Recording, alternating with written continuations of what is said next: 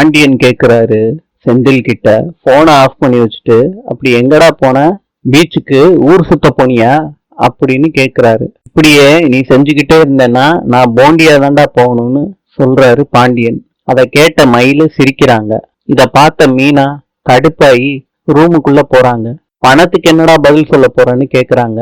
அப்ப கோமதி சமாதானப்படுத்தி அனுப்பி விடுறாங்க செந்தில. ரூம்ல மீனா உட்காந்துக்கிட்டு இருக்காங்க. கோமதியும் ராஜியும் காஃபி கலந்துக்கிட்டு வந்து மீனாவுக்கு கொடுக்கறாங்க. மீனா குடிக்கிறாங்க. மீனா சொல்றாங்க, அவரை பத்தி பேசுறப்ப மயிலு சிரிச்சாங்கன்னு சொல்றாங்க. ராஜிக்கு கோபம் வந்துருச்சு. நீங்க பீச்சுக்கு போன விஷயத்த மயிலு தான்க்கா சொன்னாங்கன்னு ராஜி மீனா கிட்ட சொல்றாங்க. கோமதியும் அவதான் சொன்னதுன்னு சொல்றாங்க. சொல்லிக்கிட்டு இருக்கப்ப மயிலு வந்து ஒட்டி கேக்குறத மீனா பாக்குறாங்க. மயிலு அதை கவனிக்கிறாங்க. டக்குன்னு உங்களுக்கு காப்பி கலந்து கொடுக்கலான்னு நான் நினைச்சேன், அத்தை உங்களுக்கு காப்பி கலந்து கொடுத்துட்டாங்க, வேற என்ன வேணும்னு கேக்குறாங்க. ஒண்ணும் வேணாம், நீங்க இந்த ரூமை விட்டு போனா போதும்னு மயிலு கிட்ட மீனா சொல்றாங்க. செந்தில் நேரா கடைக்கு போறாரு. மாமா கிட்ட நடந்ததையெல்லாம் சொல்றாரு. அப்ப பாண்டியன் வர்றாரு. இங்கேயும் வெட்டியாதானடா இருக்க அப்படின்னு செந்தில திட்டுறாரு.